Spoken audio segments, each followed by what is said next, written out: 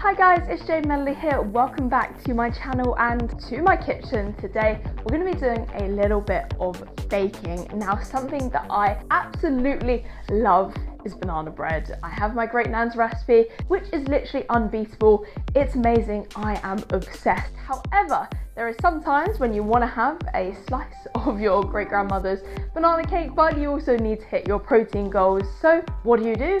I've got the exact answer. Today we're going to be going through a banana bread recipe, which is also going to help you to smash your protein goals. So grab your overripe bananas, jump into your kitchen. We're going to dive straight into this recipe. Okay, so first thing we're going to do here is just simply preheat our oven. We're going for a classic 180 degrees on fan assisted. So just preheating that first of all before we get started into anything else. Then I'm going to be lining some cupcake trays or muffin trays. Now you can make this into like one big loaf, or you can make it into little bars, or you could do cupcakes or muffins. To be honest, you can put this mixture into literally anything. I just like putting them into little cupcake cases because it's a lot easier to kind of use that as meal prep, and also you can divide the batter and calories and etc. a lot easier in my opinion when it's sectioned out as opposed to in a full-on loaf. I'm going to stick with some kind of cupcake muffin style ones today, but you can do whatever you want to. So we're then going to be starting off making our mixture. So first thing you're going to need is a banana. Looking for a pretty overripe one. As you can tell, mine is very overripe. Alongside one egg as well into the exact same bowl.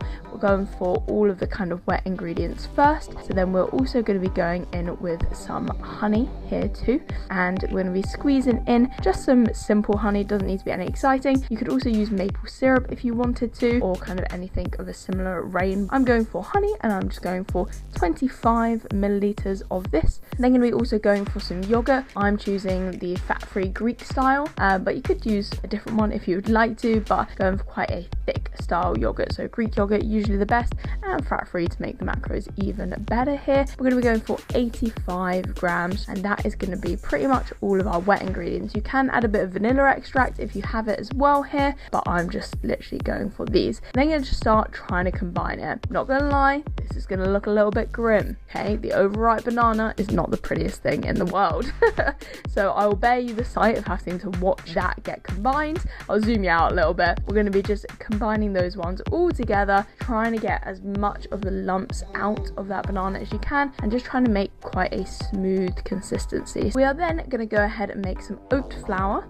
So to make oat flour, all you literally have to do is pour oats into a blender and blend them. So I'm just going to grab my oats here and I'm going to pop them into my blender, aiming for 140 grams. Now, don't watch about how many oats that I spill over my kitchen counter here. Just completely ignore that. I do pick them up later. If you've literally ever wondered why recipes say oat flour and you're like, where do I buy that? You can literally just make it by blending up oats. You're looking for a flour-like consistency just by blending these up. My blender is not really fit for doing this, so it requires a little bit of moving and grooving around. So this is kind of how that mixture should be looking. And we're going to also be grabbing some protein powder. I'm just using unflavored. I find it's really easy to bake with, but you could use banana flavor or vanilla flavor if you would like to. I'm just going to be using unflavored here. For our protein powder, we're going to be adding in 30 grams, and then we're also going in for our other dry ingredients too. So that's going to include baking powder, of which we're going for roughly half a teaspoon. I don't really measure this one out. And then also throwing in that oat flour that you literally just made. So that's roughly 140 grams. We're going to start slowly combining that with the wet ingredients to create a gorgeously coloured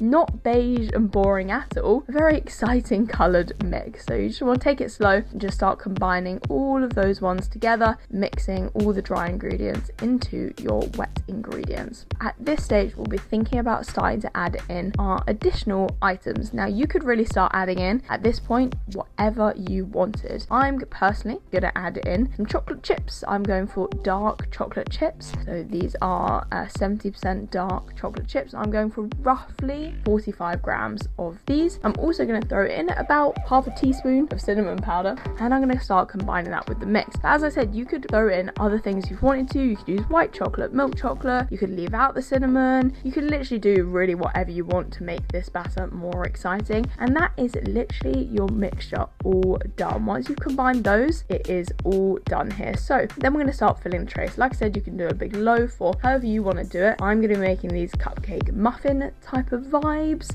and I have reduced this recipe personally so that it's not making too many, but I'm making roughly 8 to 10 with this kind of recipe if you're making little kind of cupcakes, but that does depend on how big you want to make them. So we're just going to try and roughly portion these out. Once you have portioned them out, again, you could add different toppings before they go in as well. So for example, I've added onto one of these a little bit of chocolate ganache, which is just melted dark chocolate and coconut milk. Put that on top or inside of the batter, you could do that. That creates a really nice marbled chocolate effect, which is delicious. Or you could go in with a bit more cinnamon and sprinkle that on top. You could also go in with a bit of fresh banana on top. You could also go in with, I'm doing another couple where I just add some more dark chocolate chips onto the top. So really, you can start now customizing however you like, with whatever you want on them. We're then going to be popping these in the oven. Yes, also I realised that I left 3 empty ones whilst I put them in the oven, and yes, that was pointless. I did realise later on.